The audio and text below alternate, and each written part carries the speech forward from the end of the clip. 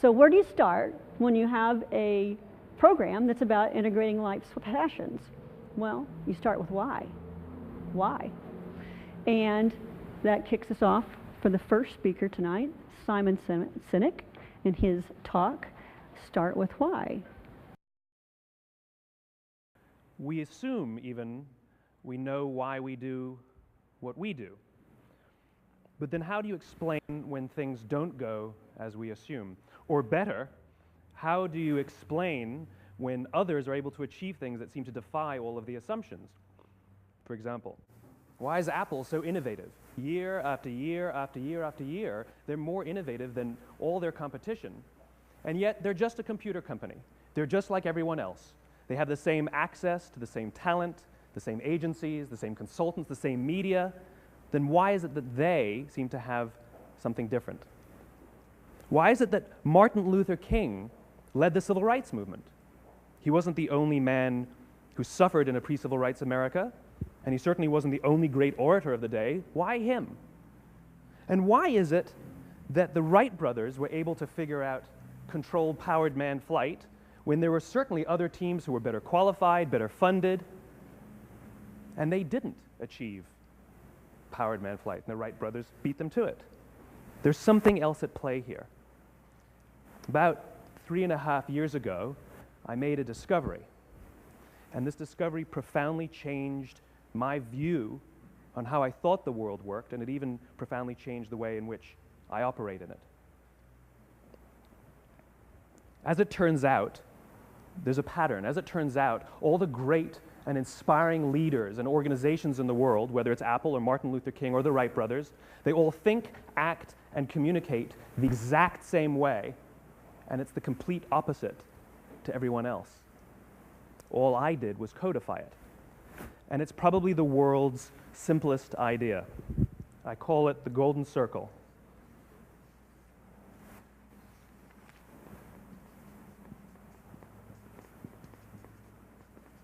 Why, how, what? This little idea explains why some organizations and some leaders are able to inspire where others aren't. Let me define the terms really quickly. Every single person, every single organization on the planet knows what they do, 100%. Some know how they do it, whether you call it your differentiating value proposition or your proprietary process or your USP. But very, very few people or organizations know why they do what they do. And by why, I don't mean to make a profit. That's a result. It's always a result. By why, I mean what's your purpose? What's your cause? What's your belief? Why does your organization exist?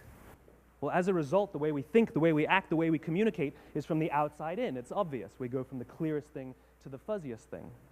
But the inspired leaders and the inspired organizations, regardless of their size, regardless of their industry, all think, act, and communicate from the inside out. Let me give you an example. I use Apple because they're easy to understand and everybody gets it. If Apple were like everyone else, a marketing message from them might sound like this. We make great computers. They're beautifully designed, simple to use, and user-friendly. Want to buy one? Meh. And that's how most of us communicate. That's how most marketing is done, that's how most sales is done, and that's how most of us communicate interpersonally. We say what we do, we say how we're different or how we're better, and we expect some sort of behavior, a purchase, a vote, something like that. Here's our new law firm. We have the best lawyers with the biggest clients. We have, we always perform for our clients, do business with us. Here's our new car. It gets great gas mileage. It has, leather seats. Buy our car. But it's uninspiring. Here's how Apple actually communicates. Everything we do, we believe in challenging the status quo. We believe in thinking differently. The way we challenge the status quo is by making our products beautifully designed, simple to use, and user-friendly. We just happen to make great computers. Want to buy one? Totally different, right? You ready to buy a computer from me?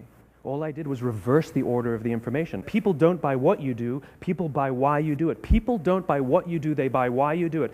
This explains why every single person in this room is perfectly comfortable buying a computer from Apple.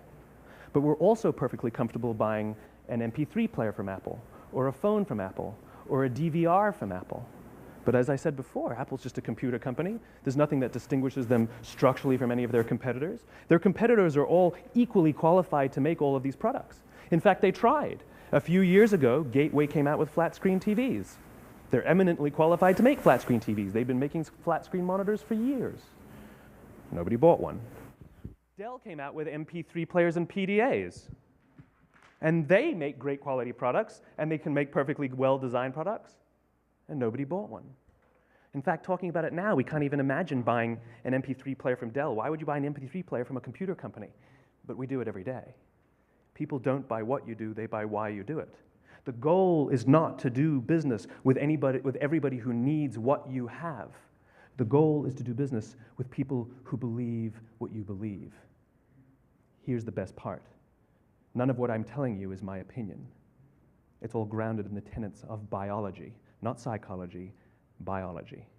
If you look at a cross-section of the human brain, looking from the top down, what you see is the human brain is actually broken into three major components that correlate perfectly with the golden circle. Our newest brain, our Homo sapien brain, our neocortex, corresponds with the what level. The neocortex is responsible for all of our rational and analytical thought and language. The middle two sections make up our limbic brains, and our limbic brains are responsible for all of our feelings, like trust and loyalty. It's also responsible for all human behavior, all decision-making, and it has no capacity for language.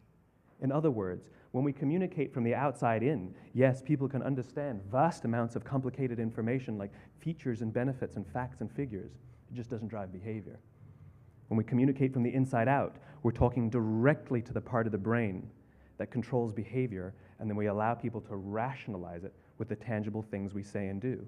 This is where gut decisions come from. You know, sometimes you can give somebody all the facts and your figures, and they say, I know what all the facts and details say, but it just doesn't feel right. Why would we use that verb? It doesn't feel right. Because the part of the brain that controls decision-making doesn't control language. And the best we can muster up is, I don't know, it just doesn't feel right. Or sometimes you say you're leading with your heart or you're leading with your soul. Well, I hate to break it to you, those aren't other body parts controlling your behavior. It's all happening here in your limbic brain, the part of the brain that controls decision-making and not language. But if you don't know why you do what you do, and people respond to why you do what you do, then how will you ever get people to vote for you or buy something from you, or more importantly, be loyal and want to be a part of what it is that you do? Again, the goal is not just to sell people who need what you have. The goal is to sell to people who believe what you believe. The goal is not just to hire people who need a job. It's to hire people who believe what you believe. I always say that, you know, there's if you hire people just because they can do a job, they'll work for your money. But if you hire people who believe what you believe, they work for you with blood and sweat and tears. And nowhere else is there a better example of this than with the Wright brothers. Most people don't know about Samuel Pierpont Langley. And back in the early 20th century, the pursuit of powered man flight was like the dot-com of the day. Everybody was trying it. And Samuel Pierpont Langley had what we assume to be the recipe for success. I mean, even now, when you ask people, why did your product or why did your company fail? And people always give you the same permutation of the same three things. Undercapitalized, the wrong people, bad market conditions. It's always the same three things. So let's explore that. Samuel Pierpont Langley was given $50,000 by the War Department to figure out this flying machine. Money was no problem. He held a seat at Harvard and worked at the Smithsonian and was extremely well connected. He knew all the big minds of the day. He hired the best minds money could find, and the market conditions were fantastic. The New York Times followed him around everywhere, and everyone was rooting for Langley. And how come we've never heard of Samuel Pierpont Langley? A few hundred miles away in Dayton, Ohio, Orville and Wilbur Wright. They had none of what we consider to be the recipe for success. They had no money. They paid for their dream with the proceeds from their bicycle shop. Not a single person on the Wright brothers' team had a college education, not even Orville or Wilbur. And the New York Times followed them around nowhere. The difference was Orville and Wilbur were driven by a cause, by a purpose, by a belief. They believed that if they could figure out this flying machine, it'll change the course of the world. Samuel Pierpont Langley was different. He wanted to be rich and he wanted to be famous. He was in pursuit of the result. He was in pursuit of the riches. And lo and behold, look what happened. The people who believed in the Wright brothers' dream worked with them with blood and sweat and tears. The others just worked for the paycheck. And they tell stories of how every time the Wright brothers went out, they would have to take 5 sets of parts because that's how many times they would crash before they came in for supper. And eventually, on December 17th, 1903, the Wright brothers took flight. And no one was there to even experience it. We found out about it a few days later. And further proof that Langley was motivated by the wrong thing, the day the Wright brothers took flight, he quit. He could have said, "That's an amazing discovery, guys, and I will improve upon your technology." But he didn't. He wasn't first. He didn't get rich. He didn't get famous. So he quit. People don't buy what you do, they buy why you do it. And if you talk about what you believe, you will attract those who believe what you believe. Well, why is it important to attract those who believe what you believe? Something called the Law of Diffusion of Innovation. And if you don't know the law, you definitely know the terminology. The first 2.5% of our population are our innovators. The next 13.5% of our population are our early adopters. The next 34% are your early majority, your late majority, and your laggards. The only reason these people buy touch-tone phones is because you can't buy rotary phones anymore. We all sit at various places at various times on the scale, but what the Law of Diffusion of Innovation tells us is that if you want mass market success or mass market acceptance of an idea, you cannot have it until you achieve this tipping point between 15 and 18% market penetration, and then the system tips. And I love asking businesses, what's your conversion on new business? And they love to tell you, oh, it's about 10% proudly. Well, you can trip over 10% of the customers. We all have about 10% who just get it. That's how we describe them, right? That's like that gut feeling, oh, they just get it. The problem is, how do you find the ones that just get it before you're doing business with them versus the ones who don't get it? So it's this here, this little gap, that you have to close, as Geoffrey Moore calls it, crossing the chasm. Because you see, the early majority will not try something until someone else has tried it first. And these guys, the innovators and the early adopters, they're comfortable making those gut decisions. They're more comfortable making those intuitive decisions that are driven by what they believe about the world and not just what product is available. These are the people who stood online for 6 hours to buy an iPhone when they first came out, when you could have just walked into the store the next week and bought one off the shelf. These are the people who spent $40,000 on flat-screen TVs when they first came out, even though the technology was substandard. And by the way, they didn't do it because the technology was so great. They did it for themselves. It's because they wanted to be first. People don't buy what you do, they buy why you do it. And what you do simply proves what you believe. In fact, people will do the things that prove what they believe. The reason that person bought the iPhone in the first 6 hours, or stood in line for 6 hours, was because of what they believed about the world and how they wanted everybody to see them. They were first. People don't buy what you do, they buy why you do it. So let me give you a famous example, a famous failure and a famous success of the Law of Diffusion of Innovation. First, the famous failure. It's a commercial example. As we said before a second ago, the recipe for success is money and the right people and the right marketing conditions, right? You should have success then. Look at TiVo. From the time TiVo came out about 8 or 9 years ago to this current day, they are the single highest quality product on the market. Hands down, there is no dispute. They were extremely well funded. Market conditions were fantastic. I mean, we use TiVo as a verb. I TiVo stuff on my piece of junk Time Warner DVR all the time. But TiVo is a commercial failure. They've never made money. And when they went IPO, their stock was at about $30 or $40 and then plummeted, and it's never traded above 10. In fact, I don't think it's even traded above 6, except for a couple of little spikes.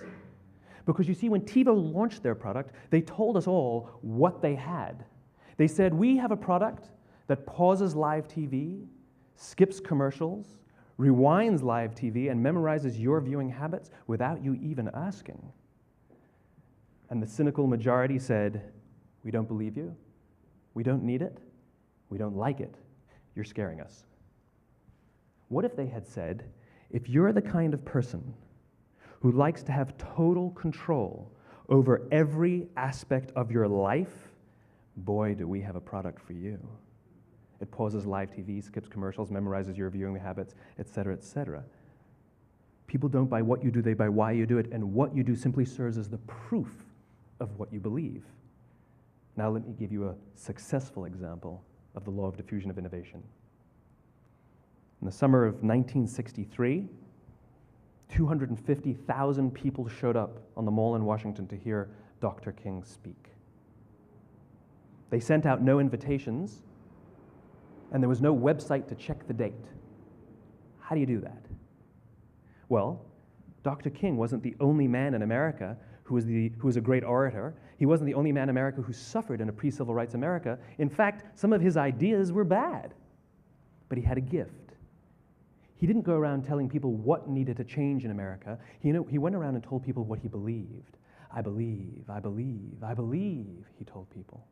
And people who believed what he believed took his cause and they made it their own, and they told people.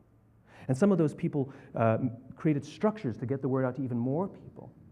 And lo and behold, 250,000 people showed up on the right day, on the right time to hear him speak. How many of them showed up for him? 0. They showed up for themselves. It's what they believed about America that got them to travel on a bus for 8 hours to stand in the sun in Washington in the middle of August. It's what they believed, and it wasn't about black versus white. 25% of the audience was white. Dr. King believed that there are 2 types of laws in this world, those that are made by a higher authority and those that are made by man. And not until all the laws that are made by man are consistent with the laws that are made by the higher authority will we live in a just world. It just so happens that the civil rights movement was the perfect thing to help him bring his cause to life. We followed not for him, but for ourselves. And by the way, he gave the I have a dream speech, not the I have a plan speech. Listen to politicians now with their comprehensive 12-point plans. They're not inspiring anybody. Because there are leaders and there are those who lead. Leaders hold a position of power or authority, but those who lead inspire us. Whether they're individuals or organizations, we follow those who lead not because we have to, but because we want to. We follow those who lead not for them, but for ourselves. And it's those who start with why that have the ability to inspire those around them or find others who inspire them. Thank you very much.